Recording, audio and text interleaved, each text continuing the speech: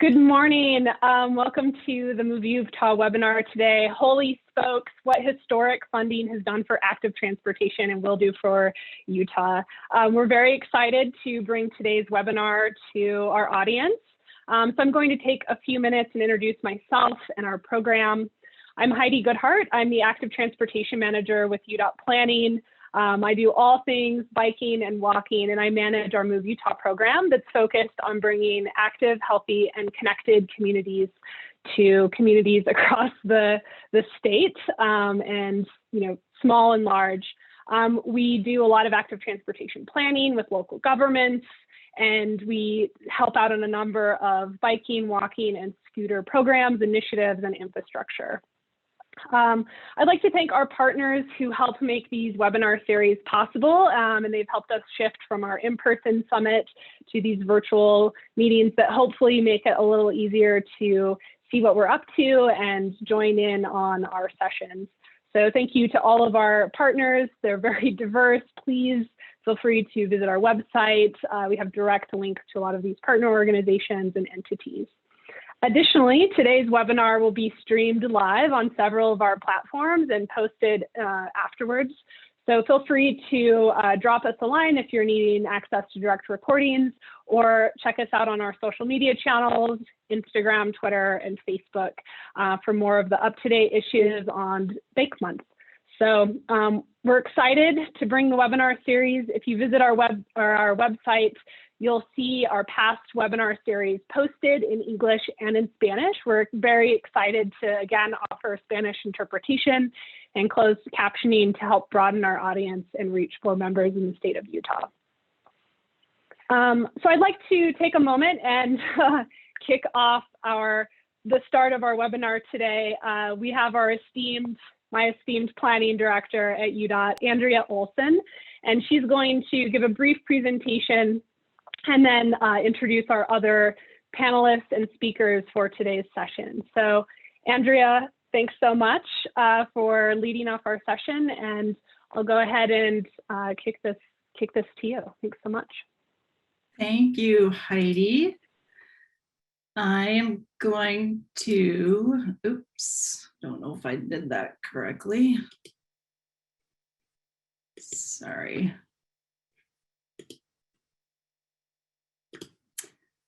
Share my screen and get us going here. As Heidi said, I just want to take a couple minutes and go over there's kind of been two big exciting funding sources for active transportation that have come up in the last couple of years. So I want to take a very quick high level look at those sources. And then I will introduce our panelists for today, and then we will have some time for Q&A at the end. So to get going, I think the two biggest funding sources that we have been focusing on in the last year or two is, the first one is we have the ability now to use our Transportation Investment Fund, commonly referred to as TIF, and that's our big capacity funding source. So now we have just in the last couple of years gotten the ability to use that funding source for active transportation projects in addition to highway projects.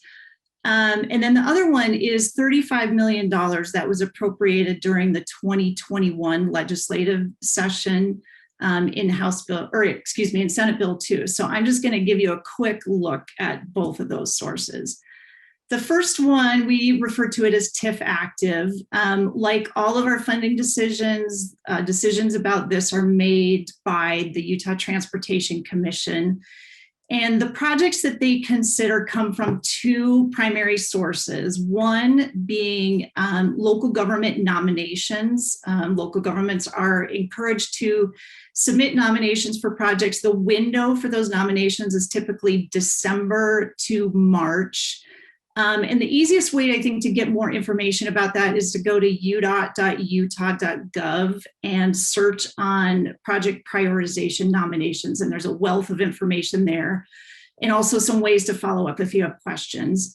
And then the other piece of this project list is a list, we refer to it as the regionally important projects. And this list was put together as a collaboration between the Udot regions and the MPOs to identify projects that we felt like really moved the needle, that would get a big bang for the buck in terms of active transportation funding, that filled major gaps in the system, things like that.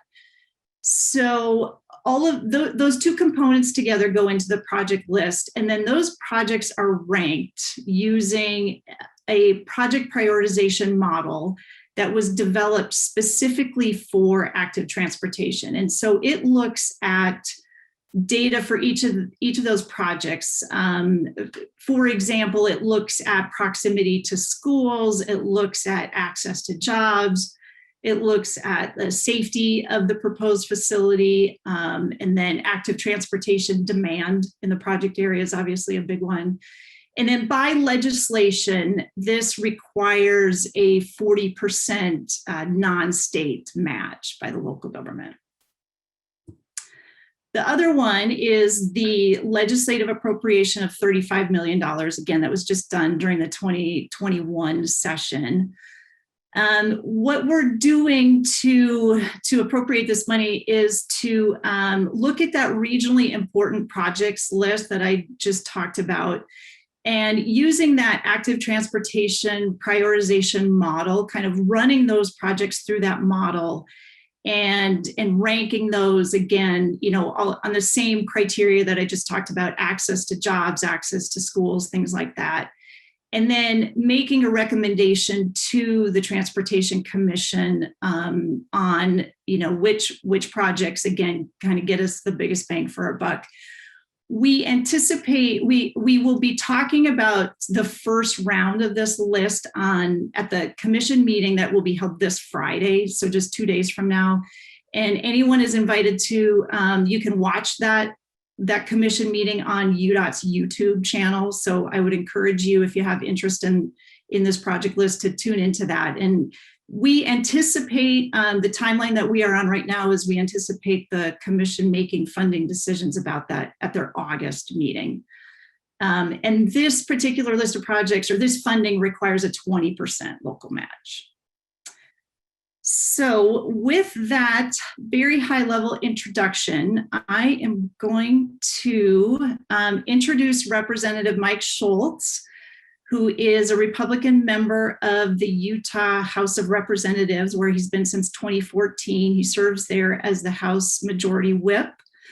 You can see his legislative priorities there, but I want to make sure to take a moment to thank Representative Schultz for his support of active transportation, his leadership in this area, and also, especially, I think there is a special session going on today that I believe he has stepped away from to join us.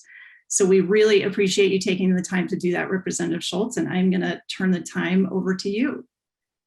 Thank you, Andrea. I really appreciate the opportunity to come and present and talk for a few minutes to your group and about HB 433 and the record investment that was made this year into active transportation. So first off, a little bit about me. I'm from Hooper. For those that don't know where Hooper's at, it's in Weber County, the western part of Weber County. Historically, it's changing a little bit today, but it's historically been pretty rural and a very rural part of the Wasatch Front.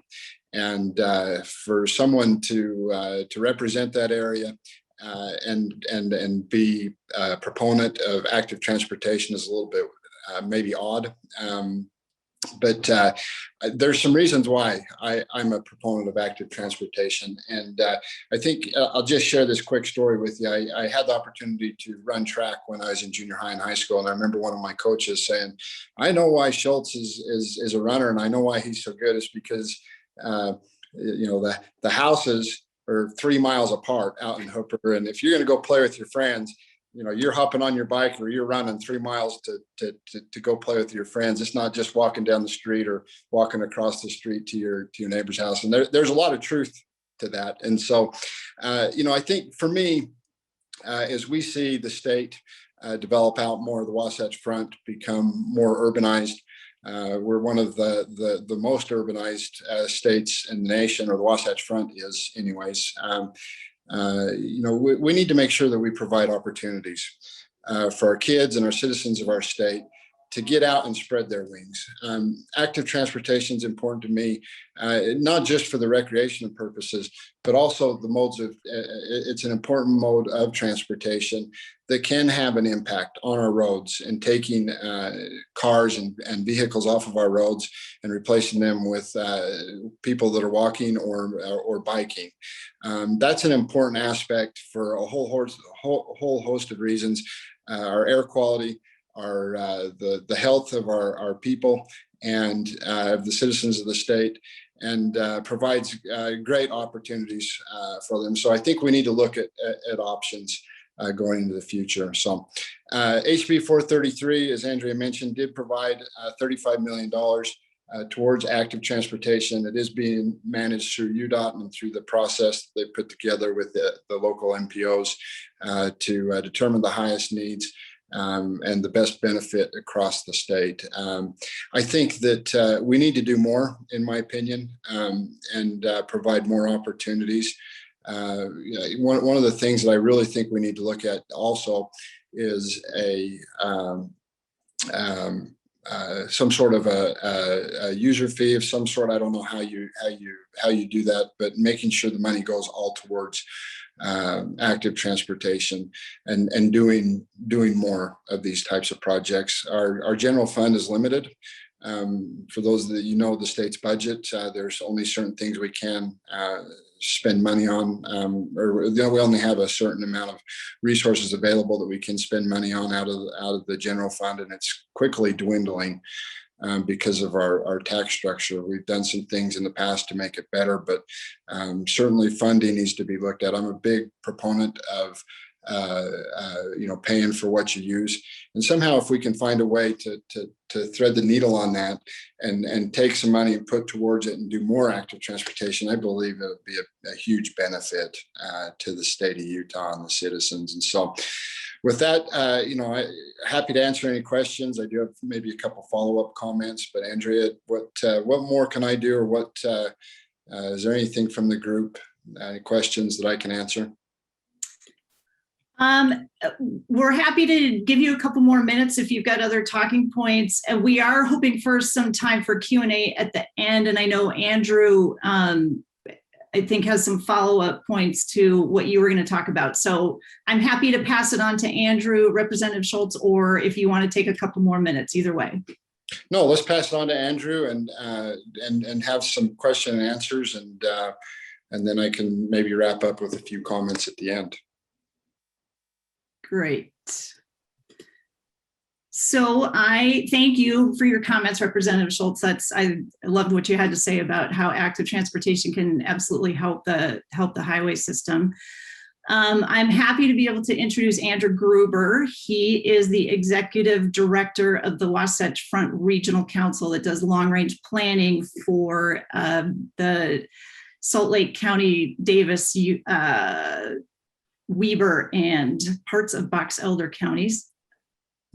Excuse me. So Andrew, I am going to stop sharing and turn the time over to you.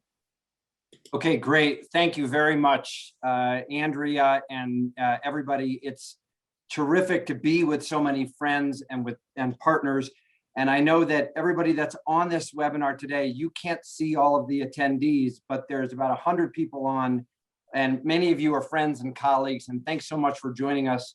I know I just want to start out by, again, echoing what Andrea said and thanking Representative Schultz. One, for taking a few minutes out of the time with the special session today. And Representative, I'll turn back to you in just a minute for any concluding comments here, okay? But I think that there's no better indicator than Representative Schultz's story about how a guy from Hooper is helping and promoting with active transportation. Oh, and by the way, not just active transportation, but also a diversity of transportation choices with transit, with Frontrunner and tracks and buses, and active transportation, and our roadway investment, recognizing the need to provide transportation choices to all of our residents. And the investment that was contained in HB 433 and SB 2, the $35 million, was really unprecedented from the state of Utah recognizing that active transportation is just that. It is a means of transportation, not just recreation, and it's key to our future. And preceding that were actions that were taken that Andrea kind of referenced in previous legislation in previous years. The TIF, Transportation Investment Fund, active transportation components. Some of you will remember that who have been doing this for a while, Udot, up until a few years ago, they couldn't use their TIF monies for active transportation, but now they have more flexibility. That's a big deal that the state allowed to happen. And so there have been multiple steps taken where the state has recognized that it has a role, it has a place to play in helping promote active transportation. Now I'm going to talk more a little bit about local investment and what's happening at the local level. But Representative, just knowing that your time is limited, what else you want to add here in concluding comments? Yeah, no, Andrew, I appreciate it. It is, I'll never forget, and maybe just to, I haven't always been a huge proponent of active transportation and certainly not transit. But several years ago, I had the opportunity to chair our transportation committee in the House. And I'll never forget one of the first meetings I had was with Carlos Braceras, the director of Udot. And he stared me in the face and said, Representative, right now roads are working. And, it's met our demand and for our population for a really long time. But as you know, the population in our state is about to double over the next 30 to 40 years. And there is no way that we can double our lane miles, and there's no way that roads can keep up with our current growth in our population. And so we have to look outside of the box than what Utah has historically done. And that's coming from the guy that's over all the roads in the state of Utah. And so, typically in government, we see people try to protect their areas that they're in. But here you have a guy that's over the roads for the state of Utah, making the argument for active transportation and making the argument for transit, which doesn't necessarily benefit him, but it benefits the state. And so that's important. We have great leaders in the state of Utah that I think recognize that. And that's what's helped bring me around to understand the needs that we need to start thinking outside the box and be a proponent of active transportation as well as transit.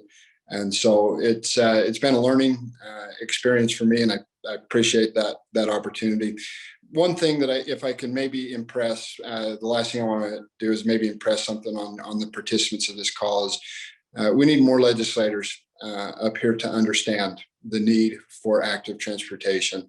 And so, if we have roughly 100 people on the call, I think it'd be good to make sure you contact your legislators that represent you both in the House and the Senate, and let them know the benefits of active transportation and that it does get used and there are benefits outside of just recreational opportunities, given some real life experiences. I know for me, that's how I learn, is when someone shares a real life experience with me. And so I just really encourage you to reach out to your legislators and try to get more people up here thinking about active transportation. And I think if we do that, we can truly make a difference for the state of Utah. So with that, again, I just appreciate the opportunity, Andrea and Andrew, to come and speak to your group for a few minutes, and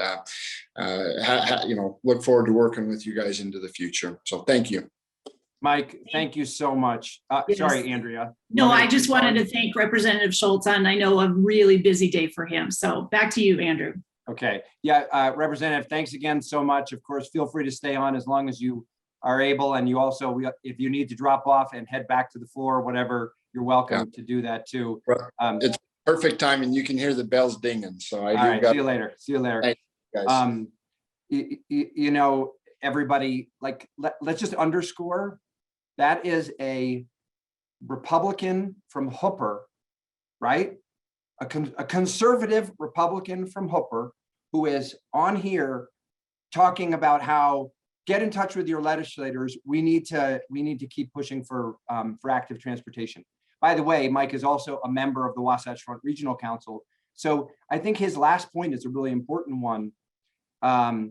There is momentum for us to capitalize on, and that's for all of us to do. We all have to work on this together. So I've been working on these. I've been in Utah since 2010, and I've been working in Utah on these issues, transportation, growth issues, transportation choices, active transportation since then.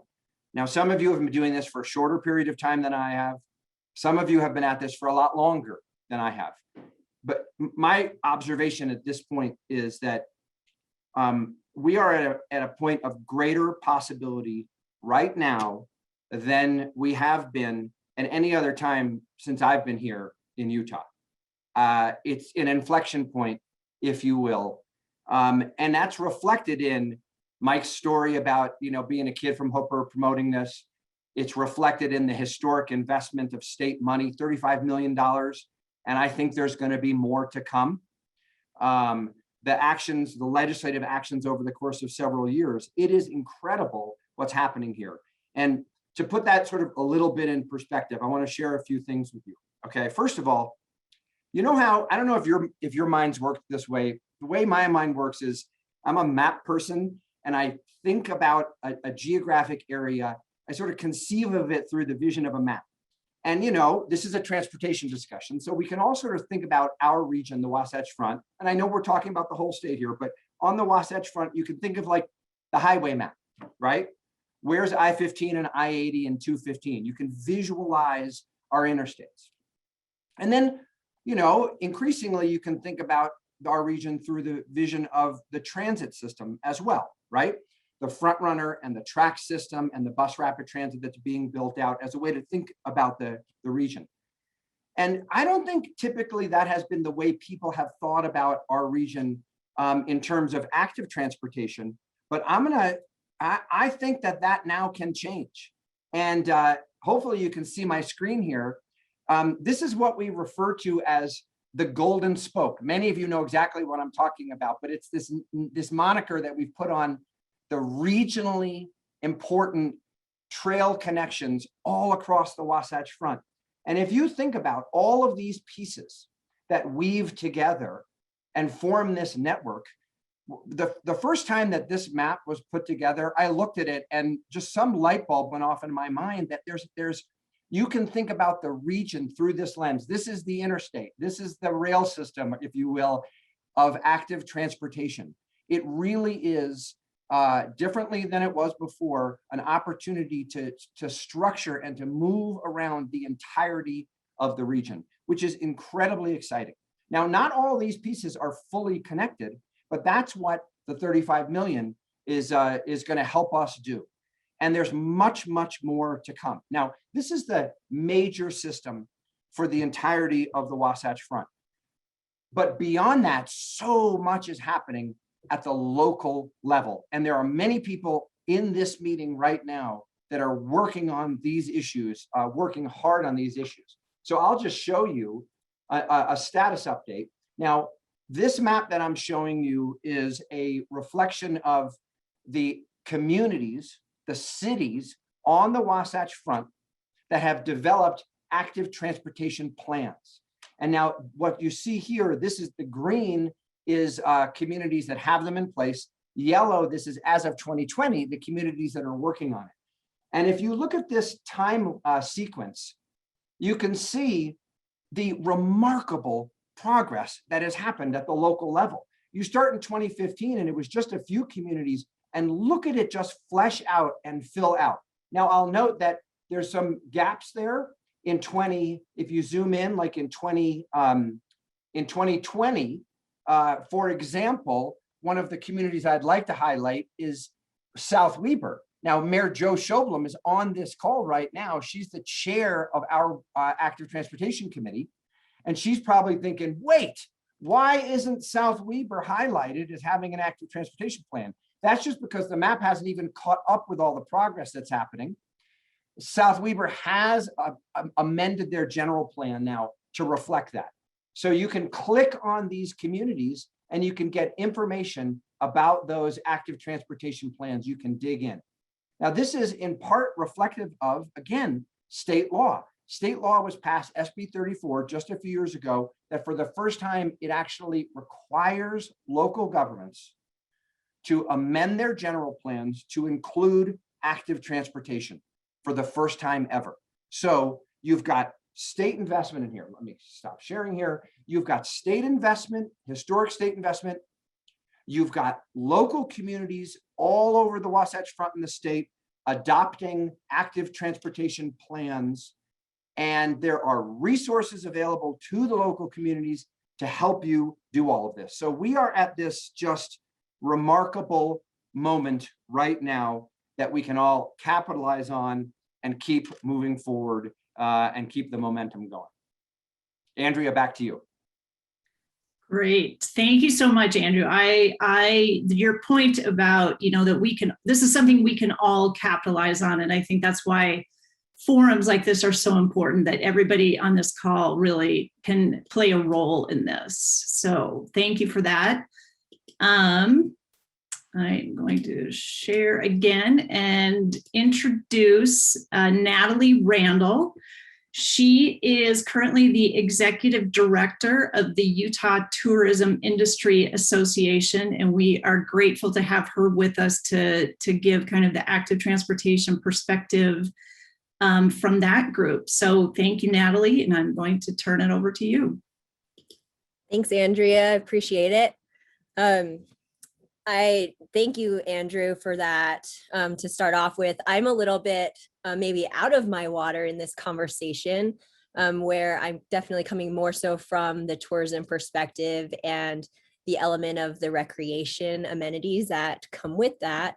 But in this conversation, I thought it would be great to kind of showcase how there's all this collaboration that's really occurring right now throughout the state, both in the active transportation and the recreation, and then in the overall tourism product, if you will.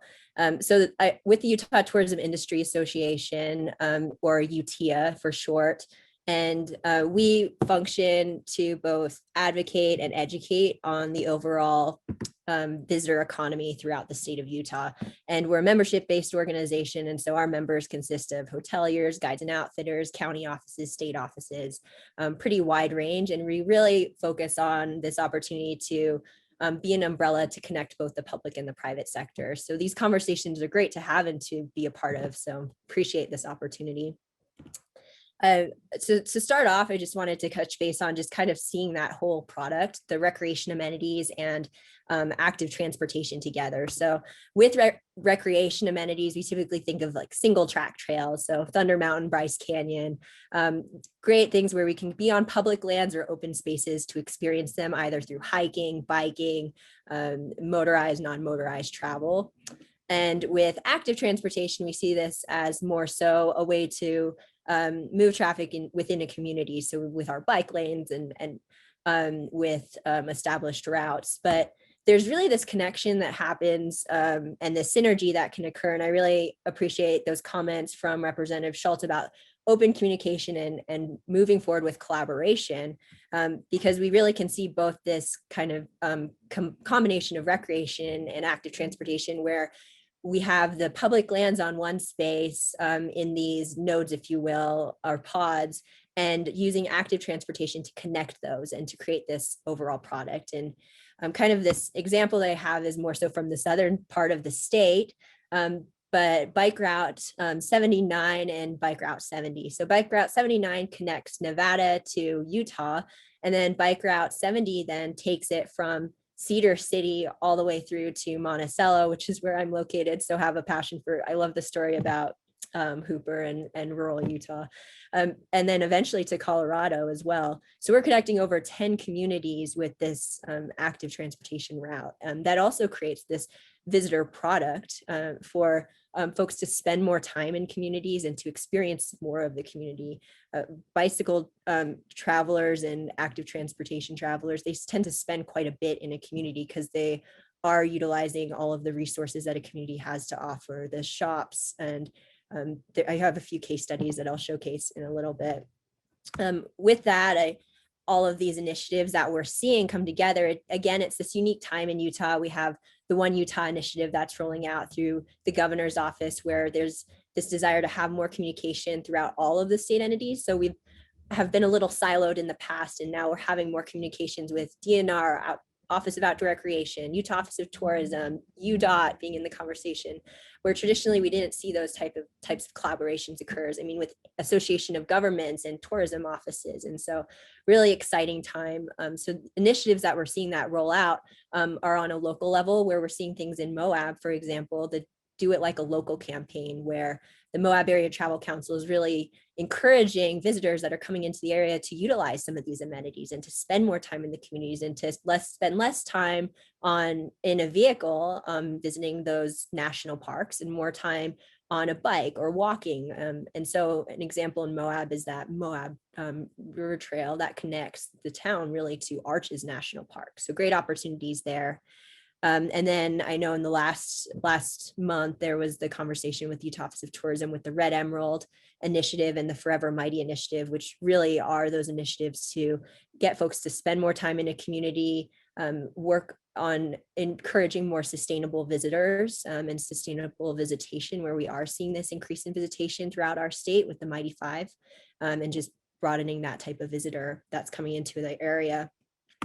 Since we are talking about legislation, legislative wins, I did want to highlight with the Office of Outdoor Recreation and Outdoor Recreation, 0.32% of the state transient room tax, which is that tax that's placed on any hotel room you stay for under 30 days, that goes into the Outdoor Recreation Grant Fund.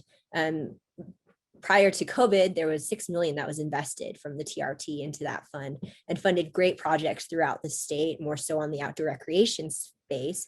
But then in 2020, we really saw COVID hit, and only 3.5 million came in from TRT, but we saw the state legislature come in and award an additional 4 million because of that investment that they saw, where they saw the opportunity to invest in recreation, which again connects to all of our communities and provides for quality of life in the areas. Another element is the Tourism and Marketing Fund, which I know doesn't seem like a complete connection to active transportation, but just reiterating that where we're working together more so as agencies with tourism offices and economic development offices and transportation and UDOT, and coming together more, there really is an opportunity to really market this product to visitors and to leverage that. With the Golden Spoke example that Andrew provided, what a great amenity to showcase to a visitor to say, hey, instead of jumping in your car, how about you experience this by bike and experience these communities and connect these nodes together. Great opportunity there. Quick on economic impacts and just examples that we see. I just wanted to showcase one, Red Canyon, specifically around Bryce. So it connects really the Thunder Mountain Trailhead and then to Bryce Canyon City. This community has really been able to do so much with this opportunity. They've been able to expand within the economic development sphere, expand their shoulder seasons for tourism to include winter. So they're grooming these trails for cross-country skiing, for snowshoeing, for fat biking. They've created an event around it, a family-friendly event, the Bryce Canyon to Canyon, where folks can get on bikes, and it's really encouraging little kids to adults to be there as well. And they also mentioned that they had 3 to 4 bike rental outfitters come to business as a result of this pathway. And this really kind of ties into the whole phased approach, which oftentimes we see, like in Moab, there's a lot of opportunities there. It's really, these investments are expensive. And so we don't always know, we have forecasts that come out to know how many people can utilize them. We don't always know that. And so this really thoughtful process of phasing the approach. So like in Moab and in Bryce, there are conversations where, since there's an awareness of the planning of these communities and what they're doing now, as there's new roads being put in, there's widening of shoulders. And so really thinking through that planning and phased approach and moving forward. And that really, I'll turn it back to you, Andrew. That's kind of the overview for tourism and this element. Thanks for the time. Great. Thank you so much, Natalie. I think this tourism piece of active transportation is only gonna, be a bigger and bigger part of the picture as so much of our economic development picture turns to tourism as well. So thank you very much for that. So before I introduce our last panelist, I just want to remind people, submit questions that you have for the Q&A portion of this. Submit those through the Q&A chat box or the Q&A box or the chat box. Two different ways to do that. So we will look forward to those in a few minutes. Let's see, I'm going to share my screen now and introduce our final panelist. Elizabeth Mcmillan is currently the Director of Communications for Udot. She focuses on communicating the evolving role of transportation, definitely including active transportation, within our changing technological and cultural landscape. So we're excited to have her here with us. I'm going to stop sharing and let you take the wheel, Elizabeth. Thanks for being here. My pleasure to be here. Can you hear me all right? Okay, I'm going to share my screen too.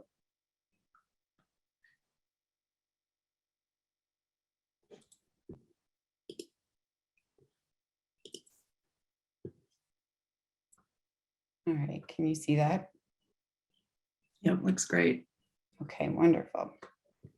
All right, well, I started working at Udot in 2013, which was the year that Carlos Braceras became the executive director of Udot.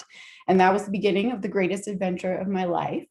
It led me to pursue my master's of applied positive psychology at University of Pennsylvania, which you saw on the previous screen. And that is a degree where it's all about well-being. So my focus has been the relationship between well-being, transportation, and government. This adventure led me to meet my wonderful husband, and it has led me on a path where I get to work with many of you, and we all get to make a real difference. I'm going to share a quick story. So the first month that I worked at Udot, I went to my first Transportation Commission meeting, and it was in Moab. And Carlos laid out his vision for active transportation. And to say that it was new and aggressive is an understatement, but he did it with absolute confidence. And after the staff update meeting where he shared this, I saw him having a heated discussion with a couple of the commissioners. And I had no context for this. As far as I knew, that was normal, and there were always heated discussions after staff update. I'm happy to tell you that is not typically the case. But later on, I learned that he was getting a lot of pushback for what he had said about active transportation. This was a pretty significant deviation from our very roads-focused culture prior to Carlos. So I just want to say, first of all, that I'm really grateful for his leadership and echo what Representative Schultz said. We have come a long way since 2013. And since then, I've been able to work closely with Carlos on a lot of speeches that he's done and a lot of other things too. But his annual conference speeches are one of my favorite things to help out with. And I am especially excited about this past year's annual conference speech. And that one was online, so that was a little bit unusual for us, but the content of it is fantastic, if you ask me. And you guys did, because I'm here, so I get to talk about it. This is one of my favorite things to discuss. So this past year, we have changed our mission statement. It is not a huge deviation from what it used to be, but we really focused in on what we believe is most important, and that's quality of life. So our mission statement is there at the top: enhance quality of life through transportation. And you can see that we've identified 4 dimensions of a framework. And that actually started with UVision. And that was a couple of years ago. And that was a statewide effort to come up with statewide initiatives. And I think that it's possible that when that mandate was originally put forward, that the idea was to find routes or projects or programs. And that is not the direction it went. After having some conversations with our partners, it became clear that there was consensus and momentum around the idea of talking about quality of life and what would get us there. So you can see them here. This is what we narrowed it down to: mobility, health, connected communities, and the economy. Some of these are familiar. Mobility, of course. The economy is always a conversation that we're having, but I think health and connected communities are the two that are newest and most reflective of where we are culturally at UDOT right now, and also as a state. Now, sometimes I hear resistance when we talk about quality of life. There's this instant reaction of like, well, you can't measure quality of life, or how can you define quality of life? It means something different to me than it means to you. I'm here to tell you that you absolutely can measure quality of life. You can identify metrics that relate to each of these 4 dimensions of the framework. And we're going to talk a little bit more about the significance of defining it. It is true. It means something different to all of us. But what we're looking for is what is the appropriate balance of each of these dimensions to get to excellent quality of life for a given person or community. All right. So we are going to talk about adventure, not just my adventure at UDOT, but our shared collective adventure. So I'm in communications. I think a lot about storytelling. Some of you may be familiar with Joseph Campbell's work and his dissection of the hero's journey. So this is not a complete model, but it's a pretty decent representation. Now, when I was looking for a graphic depiction of this, there were others that were much prettier than this one. But one thing that a lot of them had in common, and the reason that I chose this one, is that it has that icon of the hiker at the top. And I thought it was so appropriate that so many of them started that way, because adventures start with a first step. And we are here talking about active transportation. So I just wanted to call that out.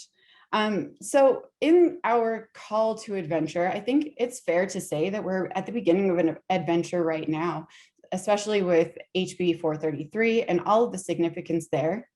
I also think it's fair to say that my experience with Carlos in that Moab meeting was the beginning of another hero's journey. And I would say that that is probably his hero's journey, but a journey that I am part of. And it's a journey that all of you, by being here, are also part of. And I'm really grateful for that. I'm going to step us to the next part, which relates to that: mentors and helpers. So in that story, in the story of UDOT and our progression in the way we think about active transportation, I'm a helper, and I am very happy with that role. But in my own story of well-being and how I think about transportation, I've been really blessed because I had a mentor. His name is Ed Diener. Some of you might be familiar with him. He is considered the father of well-being measures. He was very much a metrics guy, and he helped me with my capstone. He was my advisor. And he also, I was very fortunate, he lived here in Salt Lake City. He passed away 2 weeks ago, which was a really big loss for the community of positive psychology, of well-being, and well-being policy. But I learned so much from him. I remember as we were working on my capstone, we were sitting in his study eating brownies, because obviously he's well-being, like you should be eating brownies if your well-being is good. And we were talking about well-being and quality of life, and we were talking about frameworks and measures. And he said something to me that has really stuck, which is that it's important to have these measures, and it's important to have them relate to health and air quality and access to opportunity, access to food. All of those things absolutely should be measured. Another thing, though, that really should be part of any good quality of life framework is subjective well-being. And so the reason I bring that up is it takes us back to what I mentioned earlier about the pushback that people have when they hear that you can define quality of life, because it's different for everyone.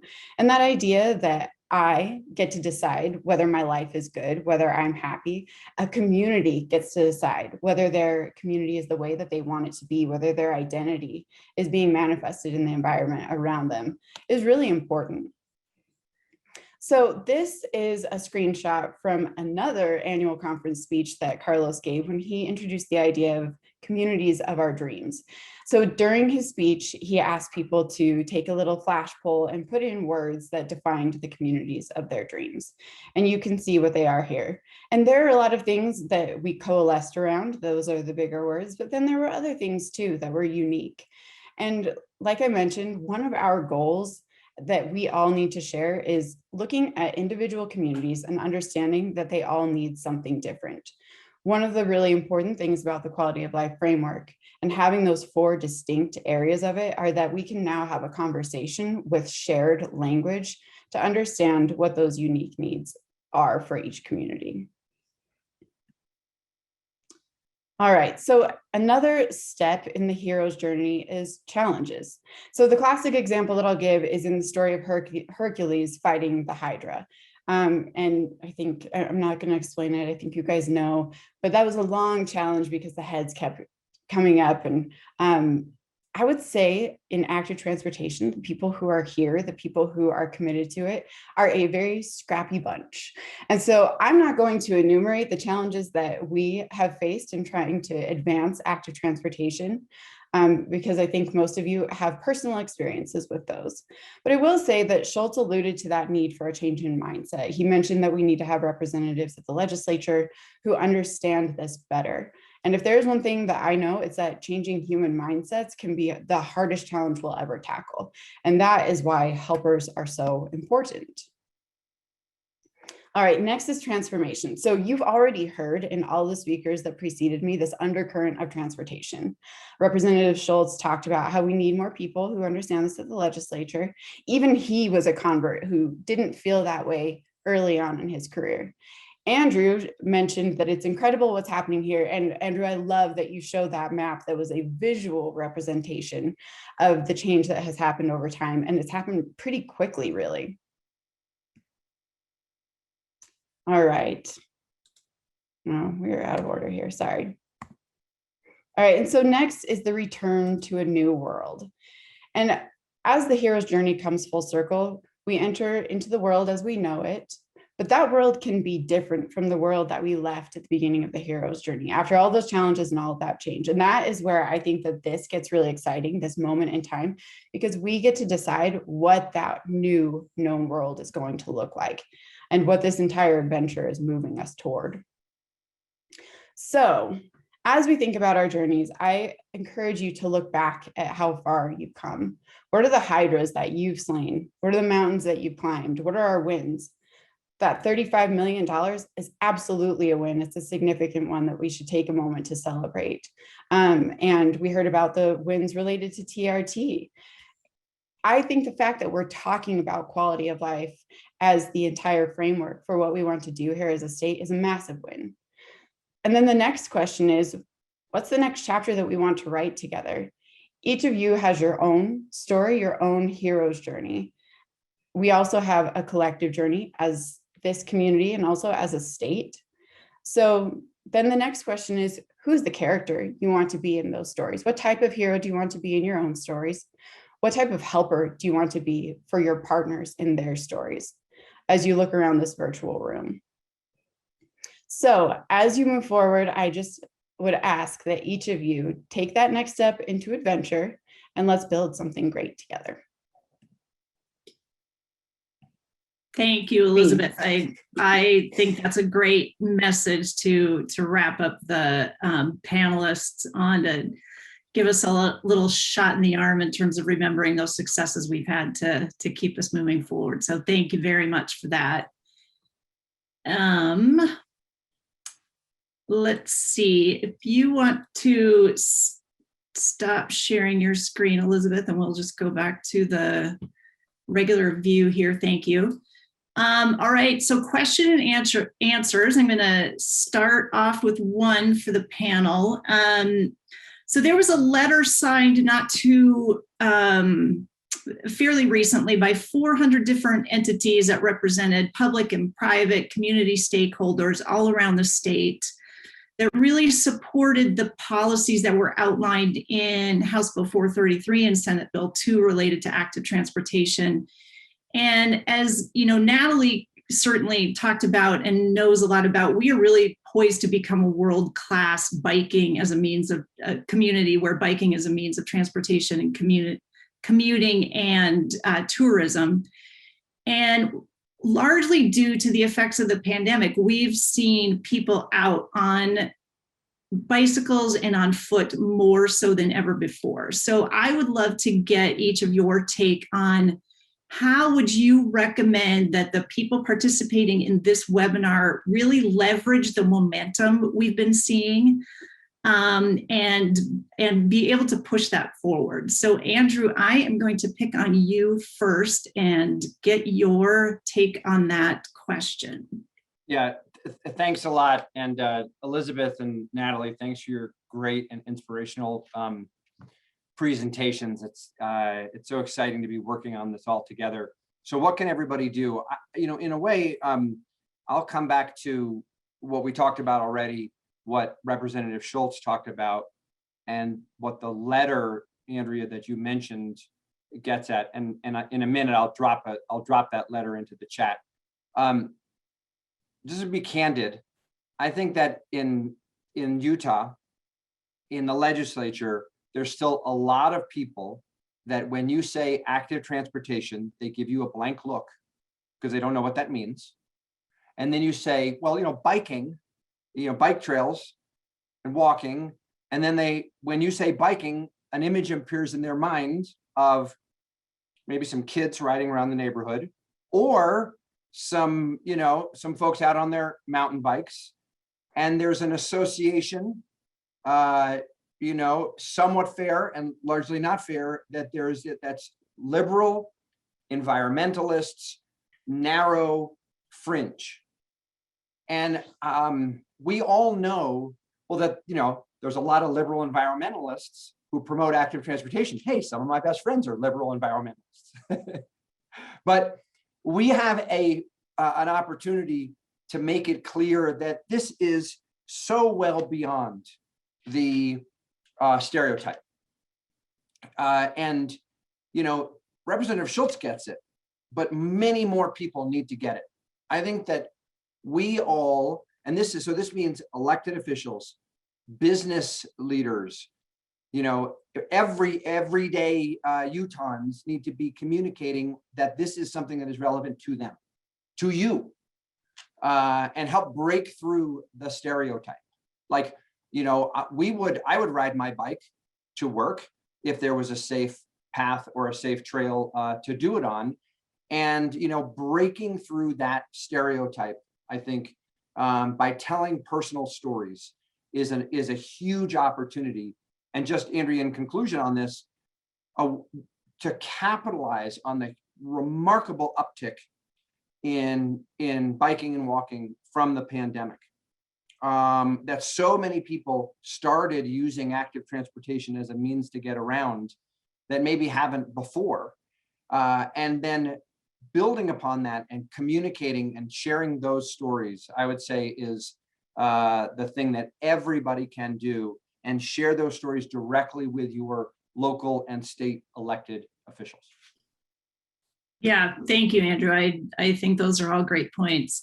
Natalie, I'd love your input on this from a tourism perspective. What do you think we can be doing to help push this along and take advantage of the momentum we have? Yeah, the momentum is monumental, to say the least. I mean, you look at anything outdoor recreation, bike sales, gear, like you can't get anything now. And I know like a lot of the businesses that are trying to bring in those resources are having trouble. I mean, bike sales are 2 years out now to be able to bring in those amenities. But I think from a tourism piece, there are so many stories from the tourism element. And I think just connecting with your local offices. So back to that point of, there's your county tourism offices or local DMOs, destination marketing organizations, now evolving to destination management organizations as we're seeing the tourism model evolve throughout the state as well. So really linking them into conversations, linking your economic development directors into those conversations, city leaders, and having more of a collaborative conversation as you're moving forward. Maybe putting on my economic development hat from when I was with San Juan County, I 100% agree with Andrew. The more the locals can tell that story of how they're utilizing these amenities, the more the elected officials will hear that and value that, and then they can take that to the legislature as well to share that. Great, thank you. Elizabeth, any pointers from a communications perspective? Well, no surprise, storytelling. And I would just echo what Natalie said. We did some interesting research as part of our TravelWise campaign about a year ago. And it was about a year and a half ago. And it immediately preceded the pandemic. And one of the things that we did, it was like a very different type of research, but we asked people who were participating in our research to go do various types of active transportation and use transit. And then they came back and they talked about their experiences. So we looked at what they thought before and after. And what we found is not surprising, but it's that people who had had firsthand experience with it felt much more comfortable with it. They liked it. They wanted to do it again, and they wanted to tell other people about their positive experiences. So during this time when we've seen such an explosion of active transportation, I think that the best thing that we can do is help people identify those positive experiences that they've had and spread them one person at a time. Great, thank you. Great question and responses. Thanks, everybody. On the next one, I am very curious to hear your take on is there's a question about, is there a potential to use these funding sources for more of the aesthetic side? For example, trees, to address the heat island issues, murals, and generally to use kind of an aesthetic approach to make some of these active transportation facilities more approachable, more usable, that kind of stuff. I do think that there is a legislative piece of this in terms of kind of the rules on that funding. So I'm going to pick on you again, Andrew. You are definitely tuned into the legislature. How would you respond to that in terms of using those funds? Yeah, let me comment on that, but I'm going to then turn it right back to you, Andrea, as the planning director for Udot. But maybe less on the allowable uses of the funds and more on the sort of thinking holistically about the design of a community.